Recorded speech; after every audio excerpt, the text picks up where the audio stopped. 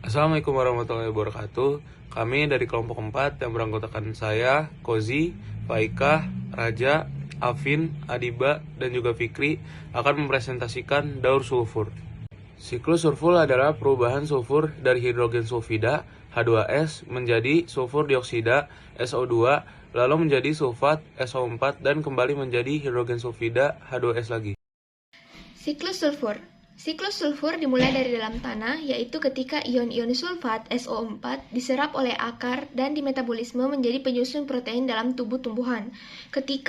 Seperti di gambar, ketika hewan memakan tumbuhan, protein tersebut akan berpindah ke tubuh hewan. Dari dalam tubuh hewan, senyawa sulfur mengalami metabolisme yang sisa-sisa hasil metabolisme tersebut diuraikan oleh bakteri dalam lambung berupa gas dan dikeluarkan melalui kentut. Salah satu zat yang terkandung dalam kentut adalah sulfur. Semakin besar kandungan sulfur dalam kentut, maka kentut akan semakin bau. H2S atau hidrogen sulfida berasal dari hasil penguraian hewan dan tumbuhan yang telah mati oleh mikroorganisme seperti jamur atau bakteri. Nah, hasil penguraian dari H2S ini sebagiannya itu ada yang di dalam tanah dan ada yang terlepas ke udara dalam bentuk gas hidrogen sulfida.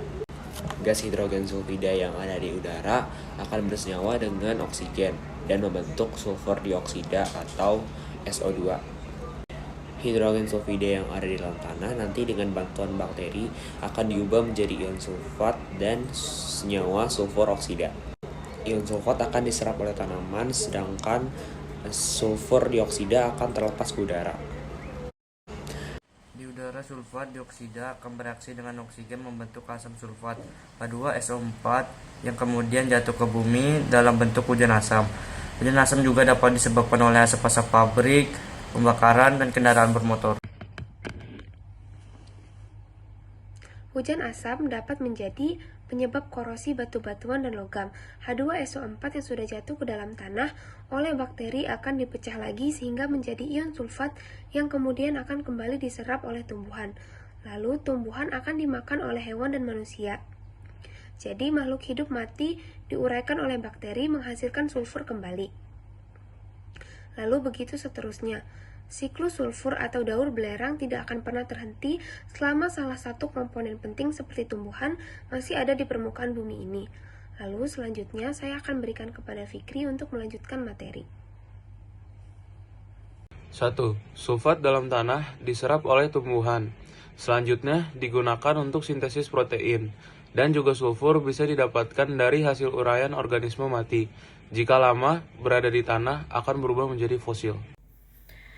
Selanjutnya adalah 2. Kondisi anaerobik terdapat di dalam sedimen. Maka H2S yang berada di dalam sedimen yang anaerobik akan sulit dioksidasi.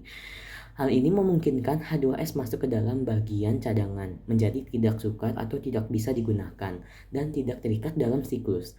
3. Proses terjadinya sulfur diakibatkan dari hasil pertambangan yang dilakukan oleh manusia. Contoh pembakaran bahan bakar fosil, peluburan, dan kilang minyak. Dan akibatnya adanya aktivitas gunung berapi.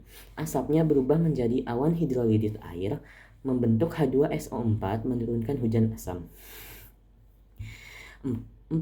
Air hujan tersebut akan masuk ke dalam tanah, berubah menjadi sulfat yang hanya terdapat dalam bentuk anorganik atau yang bisa disebut SO4-2-. Dan sulfur akan direduksi oleh bakteri menjadi sulfida dan berbentuk sulfur dioksida atau hidrogen sulfida.